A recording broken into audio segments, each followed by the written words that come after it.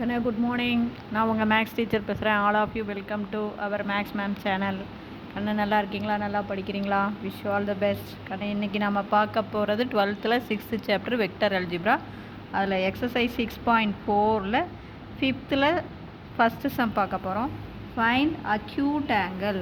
அக்யூட்னா குறுங்கோணம், விரிகோணம் கிடையாது, பார்த்துக்கோ.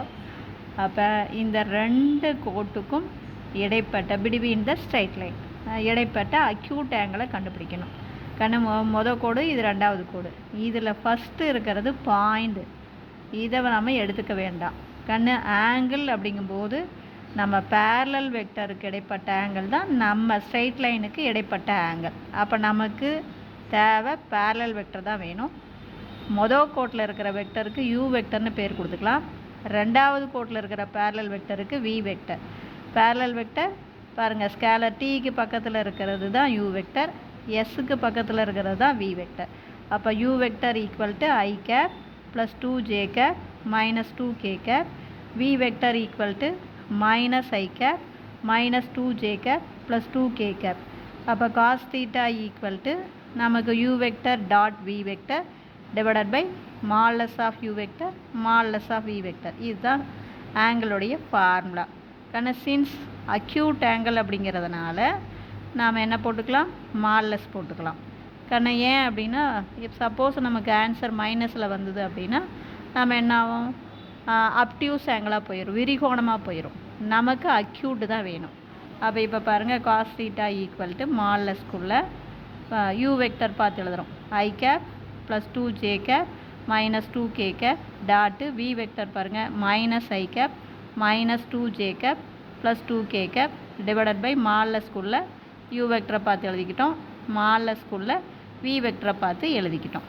இப்போ டாட் ப்ராடக்ட் என்ன பண்ணோம், ஐயோடைய கோஎஃபிஷியன்ட் ஐயோடைய கோஎஃபிஷியன்ட் தான் பெருக்க முடியும். மாற்றி பெருக்கினா 0 ஆயிரும். ஐ டாட் ஐ தான் 1, ஜே டாட் ஜே தான் 1, கே டாட் கே தான் 1. மாற்றி ஐ டாட் ஜேனா 0 ஆயிரும். அப்போ பாருங்கள், இங்கே ப்ளஸ் 1, இங்கே மைனஸ் 1. அப்போ plus into minus minus 1 into 1 1, I dot I 1. அதே மாதிரி plus into minus minus 2 2 sir J J பெருக்கும்போது பார் 2 2 சார் 4, ஜே டாட் ஜே வந்து 1. அதே மாதிரி plus into minus minus 2 2 sir 4, K dot K வந்து 1 டிவைடட் பை மால்லஸ். அப்படின்னா என்ன பண்ணுவோம், ரூட்டுக்குள்ளே ஸ்கொயர் பண்ணி ஆட் பண்ணுவோம் கோஎஃபிஷியண்ட்டை.